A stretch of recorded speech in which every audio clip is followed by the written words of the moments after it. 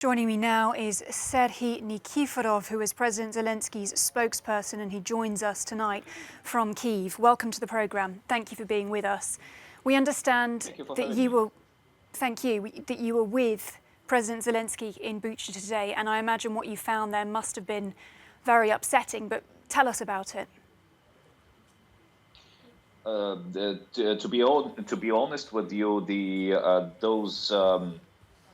corpses were taken away yesterday. So the streets now are there are no for you to understand the situation. And for today morning and today when we were there were no corpses of people on the streets, but in the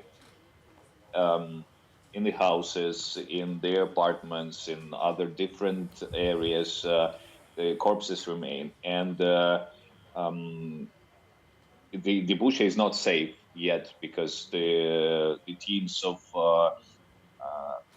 national police, of military, they're searching for bombs, they're searching for explosive materials, they're searching for other dangerous objects.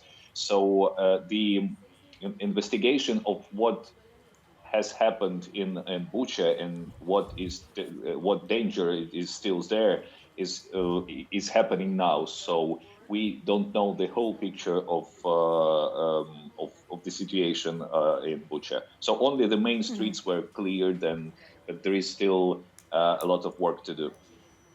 You talk about seeing corpses in houses, and from the people that you've been able to speak to on the ground there in Bucha, do you believe that this amounts to war crimes?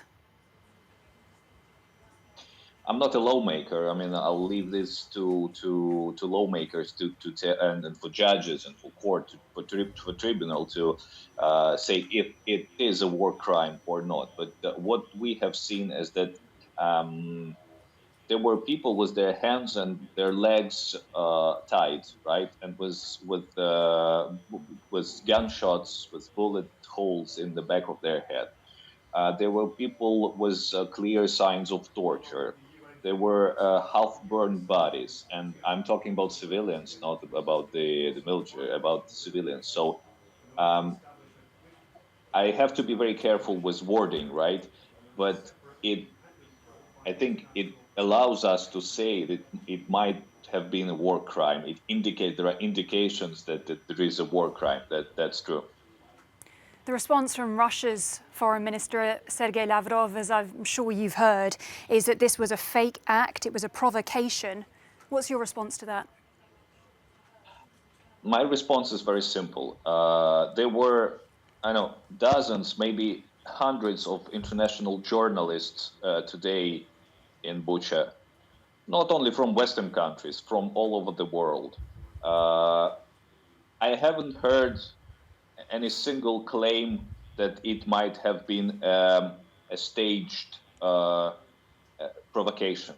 The access for the international media is free to Bucha. On the contrary to it, as far as I know, Euronews is now banned in Russia, right? So you have, that's it. I mean, you cannot ask me, but you cannot ask the international journalists whom you trust. Hundreds of them were working today and yesterday and will be working tomorrow in Bucha. Ask them if there is any sign, any indication that might have been a provocation. There is none. On the other hand, nothing. There is no independent journalism in Russia, and no one can dispute Sergey Lavrov's words. It's just because all the freedom of press and freedom of speech has been just killed in Russia. That's my response. Bucha, as we know, is one of the first places essentially that has seen Russian forces go in, occupy the area and then retreat, leaving behind what you saw today. How concerned are you? Are you concerned that this is a systematic tactic by Russian forces that could be being carried out in other parts of the country now? Unfortunately, yes, that might be true. I mean, Russian forces retreated from Kyiv to Belarusian border. Ukrainian forces have entered Russia, have entered Bucha. But there are some other towns and cities that are further from Kyiv to the north. And we are afraid then there we'll find something similar that have happened in Bucha. There are some indications that in the city, the town of Borodyanka, it's called Borodyanka, the situation might have been even worse. But we still have to discover. And I have to remind you that there are many other Ukrainian towns and cities under Russian occupation, and we are very worried that it's a systematic, behavior of Russian troops, and we are very worried of the findings we can discover there in the cities once they are liberated, deoccupied. That's true. I can very much understand that. And in light of what appears now to be an escalation from Russian forces, does this change Ukraine's negotiating position at peace talks? It makes it more challenging. It makes it more difficult for the president and for our negotiation team. I mean, from the moral point of view, moral perspective. But unfortunately, every war ends with a peace deal. There is no other options. So, we don't have other options than negotiate with Russia.